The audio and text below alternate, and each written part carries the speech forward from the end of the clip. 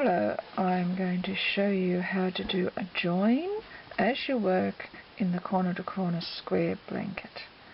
This is the square here, and I'm going to do another one up on here and join it as I work. This is my Christmas one and it gives a nice effect. Okay, to start with you need to join your thread into the corner where you're going to work up. Because I've just been doing this green corner, I've left my thread attached so I don't have those ends to join. When you look at your work, just be very careful. This one's got the stitches standing this way and this one's got them horizontal. So this one, the next one above it, will have to be horizontal stitches. Sometimes they have to be vertical, sometimes horizontal, depending on where you are in the pattern. So I'll do an ordinary increase, 6 chains, working back into those chains. The 3 closest to the work are the ones you're going to be putting your stitches into.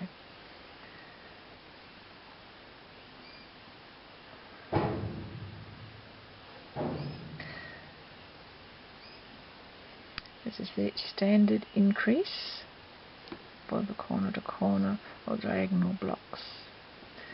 Right, now you're doing into the space between the blocks, you do a slip stitch.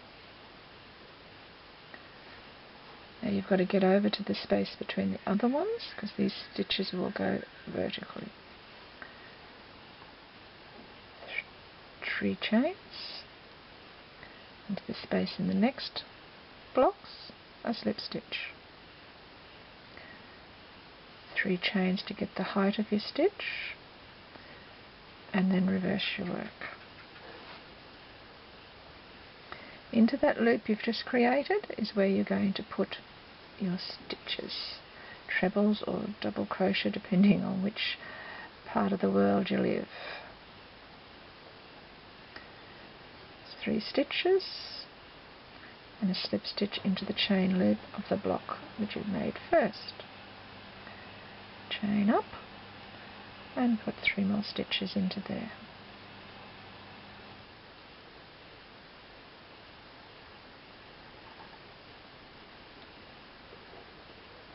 And you've got your second row done. You do a standard increase, reverse your work,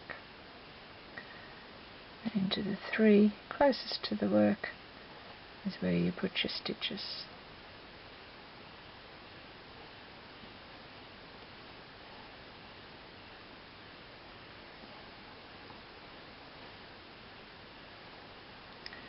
Fold it over, slip stitch into the chain loop.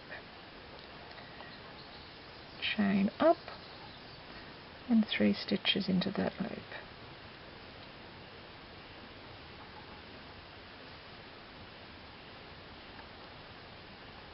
Chain into the last block, slip stitch and then chain up. 3 stitches into the loop and you're ready to do the next join.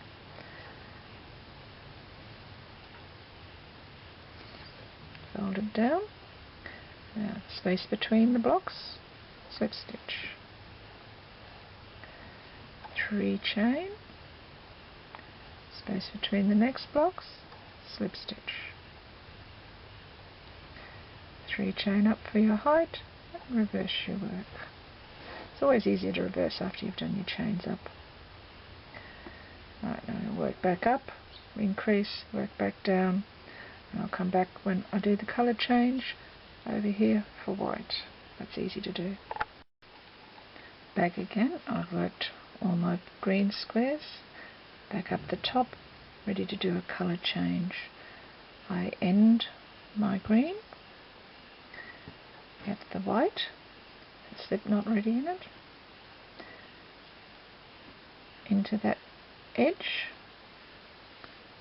start with a slip stitch. This gives you a very secure colour change that doesn't overlap into each other. Oops, try again. Very awkward with the camera here in front of me.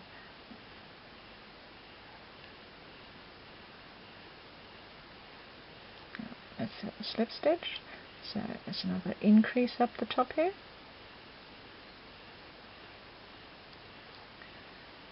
Almost finished increasing on this square.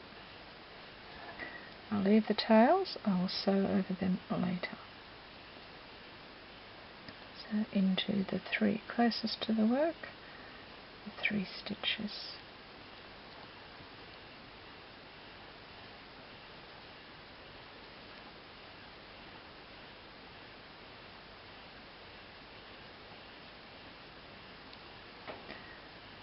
And work back down the green, and I will show you the join at the bottom.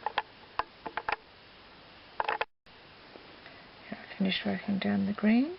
That's the last square on this row of white, and it joins over here between the 2 blocks with a slip stitch. 2 chains between the next 2 blocks. Now this spot is the side of the square. The squares are joined up through the centre here. So this will be the last white down here that has to join. From here on I will be doing ordinary decreases on this side and the other side. So there's 3 chains up for the height and reverse the work. Now from here on it's just the ordinary square,